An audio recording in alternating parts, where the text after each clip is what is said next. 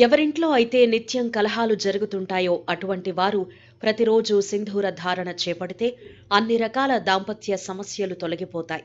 ఎవరింట్లో అయితే భీతి, భయం వెంటాడుతూ ఉంటాయో అటువంటి వారు సింధూరాన్ని పెట్టుకుంటే భయం తొలగిపోతుంది.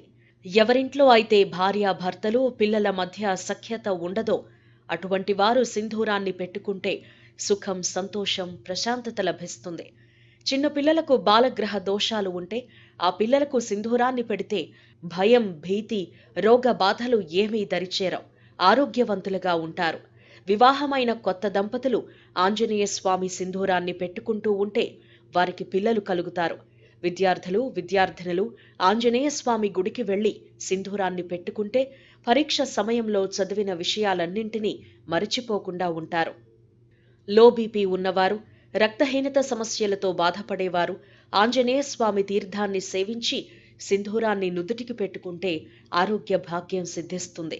గ్రహ బాధలు ఉన్నవారు ప్రతిరోజు సింధూరాన్ని పెట్టుకుంటే గ్రహాల బాధ తొలగిపోతుంది. ఇంట్లో ఆంజనేయ స్వామికి గంధాన్ని పూయదలచిన వారు దేవుని చిత్రాన్ని దక్షిణం వైపు ఉంచి కొద్దిగా గంధాన్ని స్వామి కిరీటానికి పెట్టాలి. తరువాత అంతా గంధం పూసుకుంటూ వచ్చి చివరిగా గంధాన్ని పాదం వద్ద పెట్టి పూజిస్తే తలచినవన్నీ నెరవేరుతాయి. ఎవరింట్లో అయితే నిత్యం కలహాలు జరుగుతుంటాయో అటువంటి వారు ప్రతిరోజు సింధూర ధారణ చేపడితే అన్ని రకాల దాంపత్య సమస్యలు తొలగిపోతాయి. ఎవరింట్లో అయితే భీతి, భయం వెంటాడుతూ ఉంటాయో అటువంటి వారు సింధూరాన్ని పెట్టుకుంటే భయం తొలగిపోతుంది.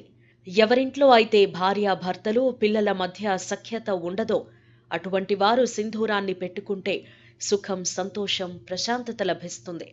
చిన్న పిల్లలకు బాలగ్రహ దోషాలు ఉంటే ఆ పిల్లలకు సింధూరాన్ని పెడితే భయం, భీతి, రోగ బాధలు ఏమీ దరిచేరవు.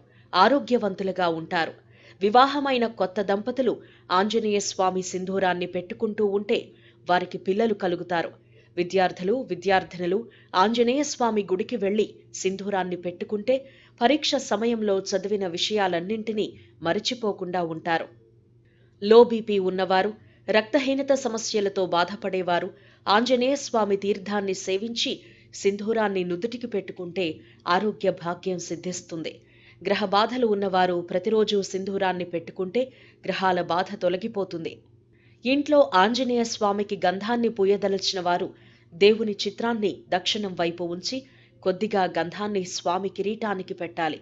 తరువాత అంతా గంధం పూసుకుంటూ వచ్చి చివరిగా గంధాన్ని పాదం వద్ద పెట్టి పూజిస్తే తలచినవన్నీ నెరవేరుతాయి.